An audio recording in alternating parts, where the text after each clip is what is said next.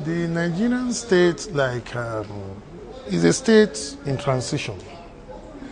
We have not had a continuous operation of any system of government for long enough for us to make mistakes, correct those mistakes, and then perfect the operation of those systems. What we've had are intolerant people, impatient leadership. So for me, it's a state in transition. What do I mean? From 1960 to 1966, we had a civilian regime. From 66 to 67 to 1966 to 70, we were in a state of war. From 70 to 75, we were then rebuilding after the war, and we had a government that was terminated in 75. Again, in 76, another government was terminated. Again, in 79, we ushered in the Second Republic. From 79 to 83, 4 years. 4 years is not enough in the life of a nation.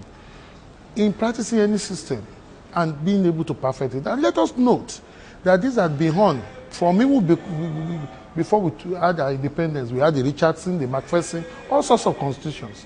So our problem is that, first and foremost, we must understand that there is no system that is perfect. But we need to operate a system to be able to recognize the challenges there and to be able to now improve on it. So today is a nation in transition, and we have two options: a revolution or an evolution. A revolution would mean bloodshed. The final result might not necessarily be the best, as experiences in North Africa, in Syria, in so many other places have proven. An evolution is a process whereby you perfect your system as you operate it. And that's what I hope we'll be able to do. So we are in transition.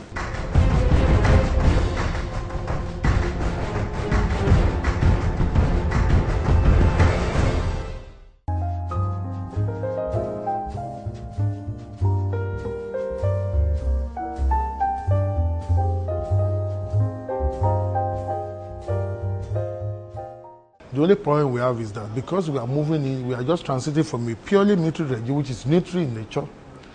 We went through an 8-year regime of General Obasanjo, who naturally is a military man. By training, by orientation, is a military man, so still operated a pseudo-unitary kind of government. We are now, for the first time, getting closer to what a true federalism should be. And in true federalism, of course, you have a weaker center and very stronger federative units. But in my opinion, first and foremost, we have too many federative units. And I think the third arm of government, the third level of governance, which is the local government, has been very redundant. So I believe that we have two options. One is to enshrine and to perfect the present system as it is today and continue to improve on it. The other is to restructure, which will be, we are going back to what we used to do: operate a system for some time, dismantle it, disorganize it, and so on. So for me, we operate a federal system, but we are transiting from a military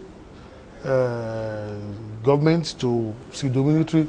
And finally, I believe that in another 5-6 years of operating this, we will then start seeing what true federalism is, in which a governor will be the governor, he will have his autonomy on the state, in which a local government chairman will properly operate his own local government and be accountable to the people that elected him, and which the president will not have to overreach himself to determine what happens in the state or in the local governments. And the governor will not do the same with the local. Because today, you have cases where governors will just disband or dissolve local governments and then appoint caretaker committees. I don't know where that is in the Constitution.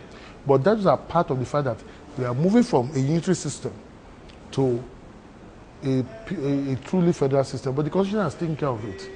The operators are those who should now operate it properly.